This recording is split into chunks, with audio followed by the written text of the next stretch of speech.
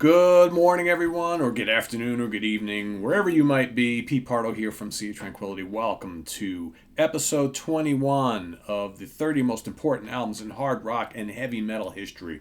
We got a good one here today. So this is an interesting one because we had a few people who posted in the comments a few days ago, Peter, you're going to include Wishbone Ash into this whole mix because the dual guitar thing was so important, the twin guitar harmonies to bands like Iron Maiden and Judas Priest and so on and so forth. And I thought about that at the beginning. I thought about like the Allman Brothers, I thought about Wishbone Ash, but the music of either of those bands, it's not really heavy, never was. Yes, the twin guitar harmony thing, that was kind of the genesis of it all. But there really is another band who were influenced by those two as far as the twin guitar harmony thing goes, and I'm sure you know where I'm going here, that I think took that and ran with it. And this is the band I think that really influenced a lot of the hard rock and heavy bands to come, especially like in the 80s and the 90s. Of course, I'm talking about Thin Lizzy and their sixth studio album, Jailbreak. All right, this was their sixth album. This was the third album with the new guitar attack of Scott Gorham and Brian Robertson. The third album where they started to do this new thing because, of course, the first couple of albums had Eric Bell as the sole guitar player. Then they brought in these two dudes and started to do that melodic, weaving, harmony guitar sound that became their trademark, right? That was the Thin Lizzy thing. Sure, Wishbone Ash were doing it, right, in more of like a bluesy, rock and prog and folky kind of direction, and the Allmans had their kind of blues and jazz, early southern rock thing.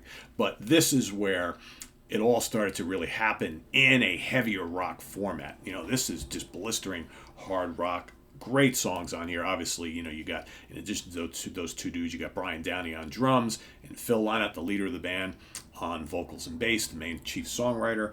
You got the kickoff Jailbreak. Dun, dun, dun, dun.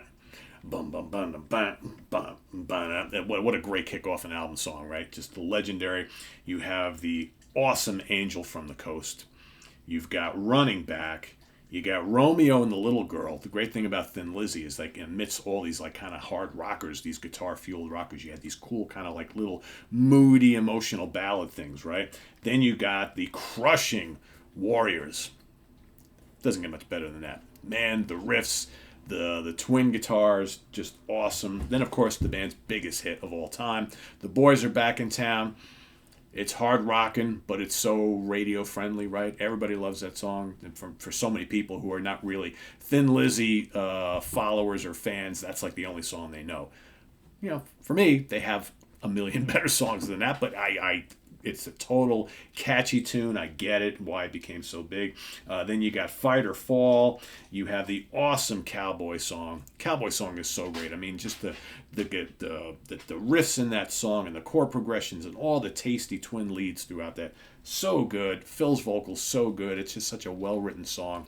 And just, it's one of my favorites on this album. But then, of course, you got track number 9. Why not finish it off with a bludgeoning strike to just lay waste to everything in its path? Emerald, right? Emerald, which has that, real Irish feel, but it's just, Emerald is as close to heavy metal as it gets with these guys, right? Other than like the Thunder and Lightning album, which was the last album they did, which was pretty much a metal album, right? But this band always were just a great melodic hard rock band at their core, but they could get pretty heavy at times, and Emerald is just so crushing. That riff, amazing. That solo by Robbo, amazing. That's just such a crushing song. One of the best album closers, I think, of all time. So I had to include this here.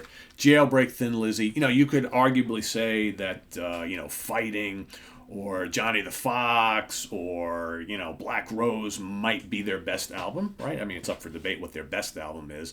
But I think this is the album that most people cite as, that influential album, that breakthrough album where the world really started to pay attention to Thin Lizzy. Unfortunately, lots of different circumstances happened with this band that kind of prevented them from being that next big band. But I think most people usually, when you talk to about Thin Lizzy, this is the band that should have been really big, and it just never really happened.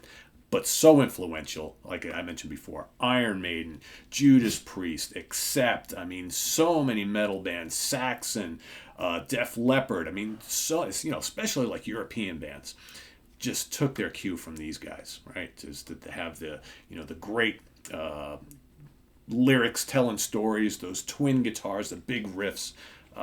Thin Lizzy were definitely trailblazers, but they took their influence as well. But yeah, this is the shit, folks. Jailbreak by Thin Lizzy is my pick for day 21. One of the 30 most important albums in the history of hard rock and metal. We're still hearing bands today releasing albums, newer bands releasing hard rock and metal albums where they're utilizing the framework of Thin Lizzy. I hear it all the time. I've been hearing it for like 20, 30 years. Reviewing as many new albums as I have in my career as a journalist, I come across bands all the time that are doing these kind of cool little, harmony things, and with the two guitar players. And it all goes back to this. All goes back to these guys. So thanks for watching. Let us know your love for Thin Lizzy in the comments below. Visit us on the web at www.seaoftranquility.org. We're on Facebook, we're on Twitter, of course, we're here on YouTube all the damn time. I did not mention this was released March 26th, 1976 on the Vertigo label. I always want to throw that out there. And produced by none other than John Alcock. So there you have it. Stay tuned for Day 22 coming up tomorrow, and all sorts of stuff happening here on the channel this week, so don't miss a minute of it. Make sure you subscribe and hit that notification bell so you get alerted of all of our content. We've got the link to our Ko-Fi page below for channel donations, the link to our merch page where you can get all sorts of cool Sea of Tranquility stuff. The holiday season's coming up, so buy something for your friend or loved one, and of course the link to seaoftranquility.org, our webzine that has been on the internet now for 20 years, over 23,000 album reviews, so go check that out if you haven't. If you just watch us here on YouTube, that's cool, but every now and then you might want to go read up on reviews of stuff that came out, 10, 15, 20 years ago, right? So check it out, and we'll see you real soon. I am Pete Pardo. Take care. Bye-bye.